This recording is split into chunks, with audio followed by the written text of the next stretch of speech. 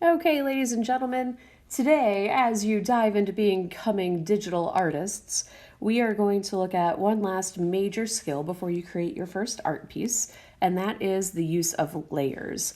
To make this a little easier today, we are going to use one of your original drawings that you've done on paper and adding some digital techniques to it.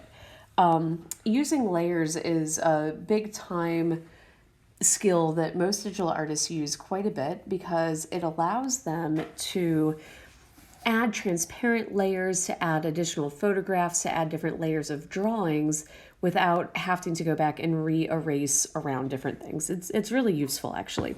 So in Adobe Fresco, if you look on the left-hand side, you'll see a little icon that looks like a photograph.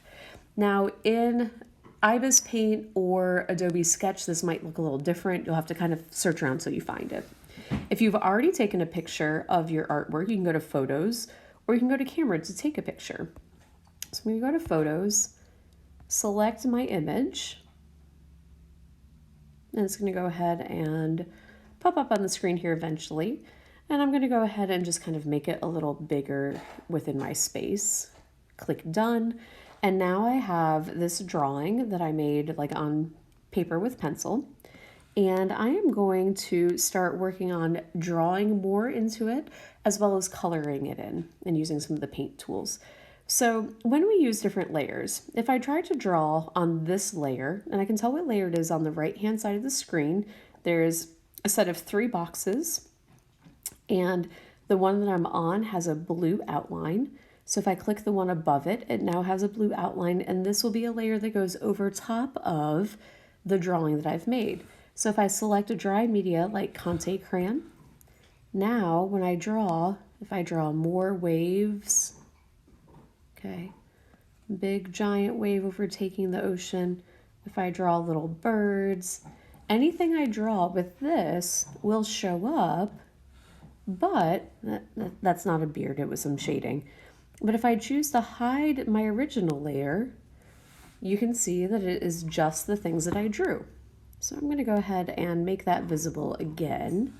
And I'm going to also go ahead and erase this. Uh-oh, never mind, I won't do that right yet. So if I go back up to my drawing later, I can see all these drawn images. And I can continue to draw on and add extra things, whatever I want to add to the image. If I want to add yet another layer for perhaps color or something like that, I hit the little plus on the far right hand side of the screen and a new layer appears. Now this one I'm going to go to my live media. You can also color this in any way on whatever material you're on. I'm going to change the color. I'm going to make this a little bit more of one of the blues of her hair. And I'm going to go ahead and try to paint a little bit of her hair. Now, if your paint comes out and you cannot see the color of the lines below it, it might be that it's too opaque. So there's 2 ways to change that. One is on the color wheel, this changes our colors. This changes the tone or the value of the color.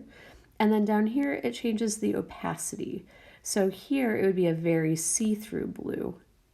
So I would still be able to see the lines quite clearly.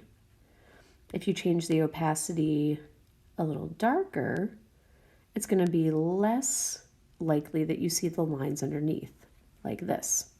Now remember, this is all on one separate layer, so if I want to, I can go all the way back to my original layer, or hide this, and you can see what it looks like without it. We're going to add one more layer, because I want to show you a little bit about color. Oops, need to unhide that one.